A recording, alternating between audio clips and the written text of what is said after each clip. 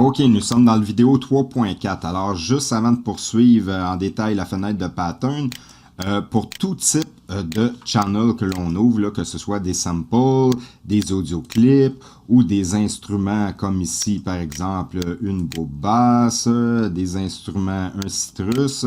Ce qui est intéressant avec FL Studio, et c'est une autre de ses particularités, c'est qu'habituellement dans les autres programmes, lorsqu'on ouvre des plugins, par exemple, d'instruments virtuels comme ceci, bien sûr, bon, ils viennent avec des effets incorporés, le plugin en lui-même, mais pour appliquer des effets, habituellement, il faut les router sur la table de mixage, comme on peut le faire aussi dans FL Studio.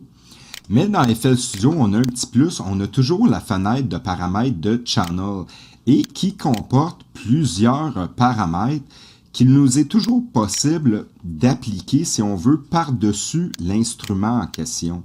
Et ça, c'est une force de FL Studio, parce que c'est un plus, finalement. Alors, peu importe ce qu'on utilise, par exemple, la basse ici, eh bien, on peut toujours changer instantanément, là, sans ajouter des effets et faire des routages complexes dans la table de mixage. Avant même de faire ça, ce qui est possible, on peut tout de suite changer, regardez par exemple, le pitch, la tonalité des sons. On peut changer la note principale ici, la note de base si on veut, la roots note. Regardez si je fais right-click ici. Bon, pour changer, ça correspond, si on veut, à la fonction transpose sur un clavier.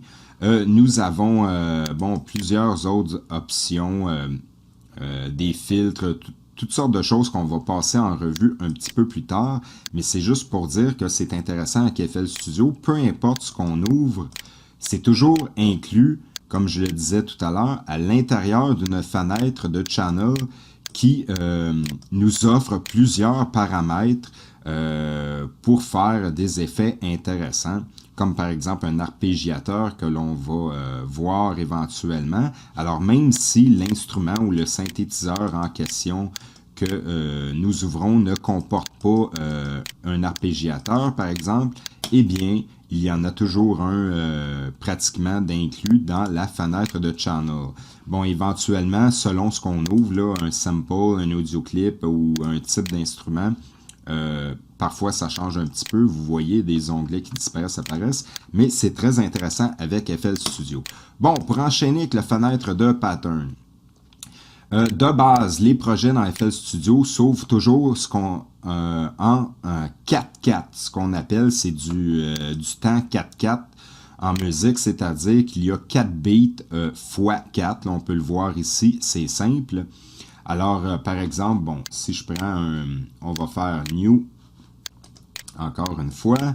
Alors, bon, une autre petite chose aussi, lorsqu'on ouvre directement des samples, non pas des instruments, là, mais des samples, des échantillons sonores, et que l'on fait, par exemple, New Channel, alors FL Studio ouvre les samples dans un channel de type sampler. Vous pouvez voir ici et dans la N-bar.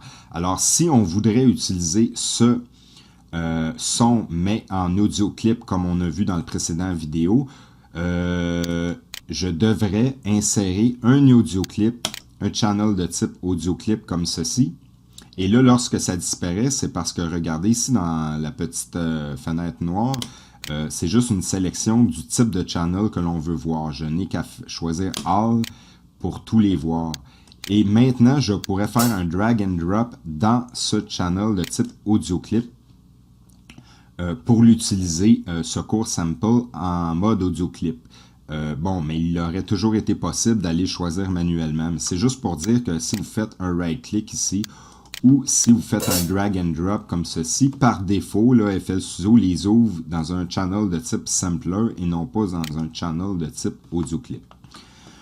Alors, bon, pour continuer, la fenêtre de pattern, comme je le disais, nous sommes en 4/4. Alors, par exemple, pour faire des beats, mais c'est toujours possible de le changer dans Options, dans Project General Setting ici, on peut changer le nombre de beats et de barres. Bon, par exemple, regardez, si je choisis 5 barres, ça rajoute une barre de plus de 4 beats, et etc. Je pourrais choisir 4 barres de 6 beats. Alors, c'est comme ça qu'on choisit des modes différents. Alors, c'est pas compliqué. Par défaut, lorsque, ici, dans le petit carré vert, il n'y a pas de nombre d'inscrits, c'est le nombre par défaut de barres. Donc, ici, les projets par défaut sont en 4 barres, donc 4 bits x 4. Alors, lorsqu'on n'écrit rien, c'est par défaut. Mais on peut choisir pour chaque pattern, 1, 2, 3, 4 jusqu'à l'infini, de les placer différemment. Par exemple, je pourrais choisir 8 barres pour le pattern 1 et bon, seulement que 2 pour la pattern 2. Alors ça, c'est très intéressant. Une autre chose aussi, comme je l'ai dit ici, si on a certains types de samples, des audioclips par exemple, parfois on peut choisir seulement des audioclips. Plus tard, lorsque nous saurons faire des automations, on peut choisir de nous montrer seulement des automations parce que finalement, à la longue, il peut y avoir plusieurs samples et la fenêtre s'allonge beaucoup. Alors, c'est juste pour mieux travailler.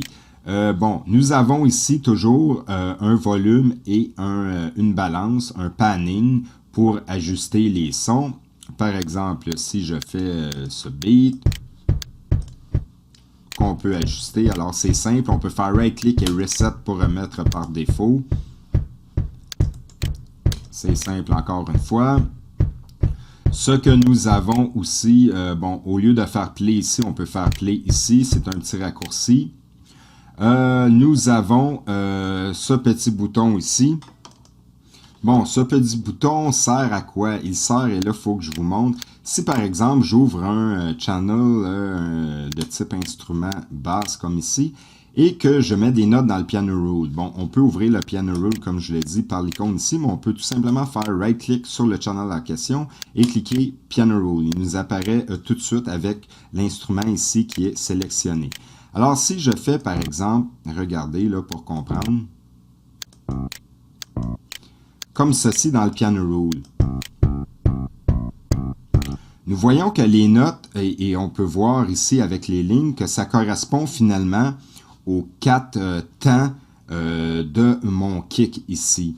Par exemple, si je dépasse, ce qui va arriver, regardez, ce qu'on voit ici, c'est que on voit qu'il y a une partie plus pâle, c'est que dans le fond, je dépasse les 4 premiers temps.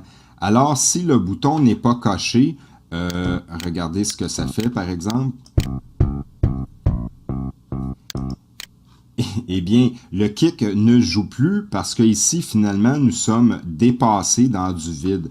Alors, il y aurait 2 moyens pour pallier à ça.